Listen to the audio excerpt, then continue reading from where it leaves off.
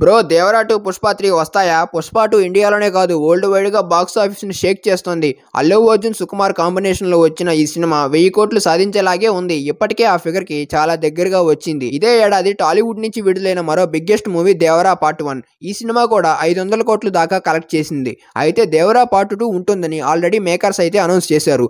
Allu Arjun Pushpa 2 movie కోసం 3 ఏళ్లు కష్టపడ్డాడు. పుష్ప 3 కోసం ఇంకో 3 ఏళ్లు కష్టపడడానికి కూడా రెడీగా ఉన్నానని అల్లు అర్జున్ చెప్పాడు. అయితే అల్లు అర్జున్ ముందు ఇప్పుడు 2 కొత్త ప్రాజెక్టులు అయితే ఉన్నాయి.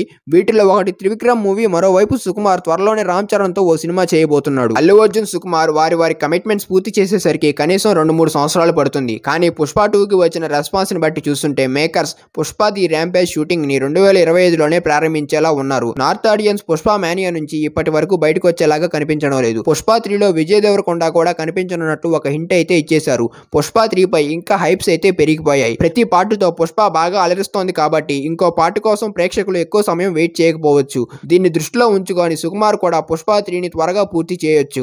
ఈ మూవీతో బన్నీ ఆస్కార్ అవార్డుకి అయితే గురిపెట్టేశాడు. ఇక దేవరా పార్ట్ 1 సినిమాతో హిట్ అయితే అందుకున్నాడు కానీ 1000 కోట్ల క్లబ్ లో చేరలేకపోయాడు తారక్. కానీ పార్ట్ 2తో ఒక బాహుబలి లాంటి బ్లాక్ బస్టర్ హిట్ సాధించి తాను పెద్ద పాన్ ఇండియా స్టార్ అవ్వాలని ప్రయత్నం చేస్తున్నాడు. కొరటాల శివ కూడా రెట్టింపు ఉత్సాహంతో దేవరా పార్ట్ 2 మరింత గొప్పగా తీయాలని అంటున్నారు. దేవరా 2 పుష్ప 3 1-2 ఏళ్లలో వస్తే టాలీవుడ్ రేంజ్ హాలీవుడ్ కి చేరుకుంటుందనడంలో సందేహమే లేదు. ఓపెనింగ్ వీకెండ్ కలెక్షన్ల పరంగా పుష్ప 2 ఇప్పటికే హాలీవుడ్ సినిమాలతో పోటీ పడుతుంది. సో ఈ వీడియోలో ఏమైనా మిస్టేక్స్ ఏమైనా ఉంటే కామెంట్ చేయండి. అలాగే ఈ వీడియో నచ్చితే లైక్ చేయండి, షేర్ చేయండి. మరిన్ని వీడియోల కోసం మన ఛానల్ ను సబ్స్క్రైబ్ చేసుకోండి.